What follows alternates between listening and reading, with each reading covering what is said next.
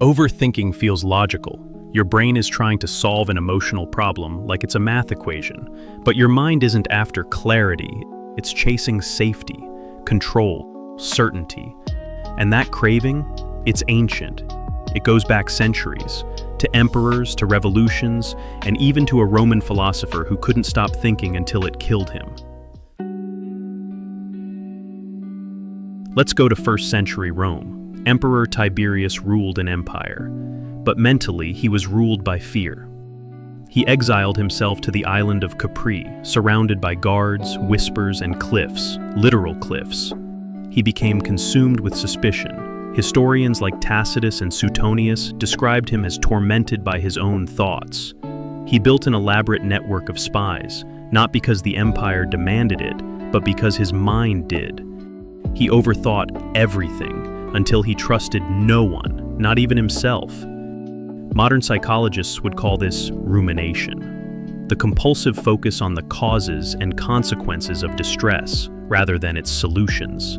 Susan Nolan-Hoeksema, a Yale psychologist, studied this in depth, showing how rumination is linked to anxiety, depression, even physical illness. It magnifies problems, feeding anxiety and depression like dry wood to fire, and yet, it's addictive. Why? Because it feels like preparation, but it's really just mental self-harm disguised as control. Tiberius had people thrown off cliffs for whispering behind his back. Today, we just obsess over whether our boss liked our email tone. Same wiring, new world. And it's not just emperors. In every historical moment of unrest, from the French Revolution to the Salem witch trials, paranoia spreads not just through leaders, but entire communities. Overthinking becomes collective. One mistake, one wrong alliance, one misunderstood phrase, boom, you're done. Think about the last time you obsessed over something long after it ended. Was it really about what happened, or about what it meant about you? Do you cling to overthinking because letting go feels like leaving yourself undefended? Leave your thoughts in the comments, and be honest. Others need to hear it too, and realize what seems particular to them is a problem we all endure. I had this friend and colleague once, I'll call him Jake. Jake couldn't stop replaying a single sentence his boss said during a performance review. "You're doing okay." That was it. But Jake obsessed over how it was said. Was it disappointment? Pity? A warning? He dissected tone, body language, word choice for months. It was a Tiberius-level spiral. He stopped pitching ideas. He stopped speaking up. Eventually, he quit. Ironically, 6 months later, his boss told me, "Jake had potential. We just didn't know why he went silent." Jake didn't fail. He thought his way into failure. And we do this all the time.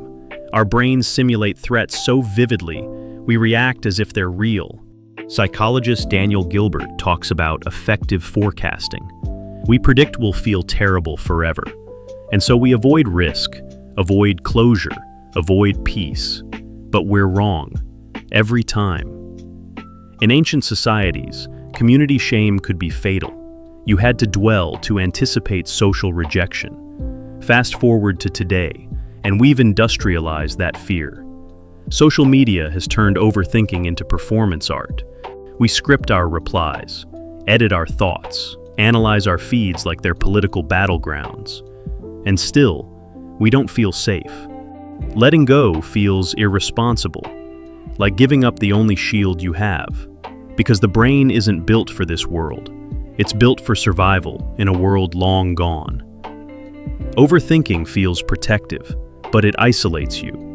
It promises safety, but delivers paralysis. But letting go isn't surrender.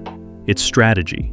It's what Marcus Aurelius meant when he wrote, "You have power over your mind, not outside events." He wasn't being poetic. He was battling dread daily. And in that, he realized that letting go wasn't weakness. Letting go wasn't forgetting. It was freedom, not from your past, but from living there. So the next time your brain won't stop, remember, overthinking once kept people alive. Now it's just keeping you from living. You don't need to exile yourself to your own island. You can step off.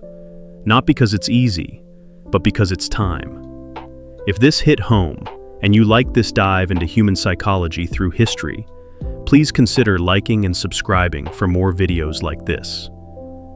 Thanks for watching Historic Psychology. And remember, your thoughts aren't dangerous, but your silence might be.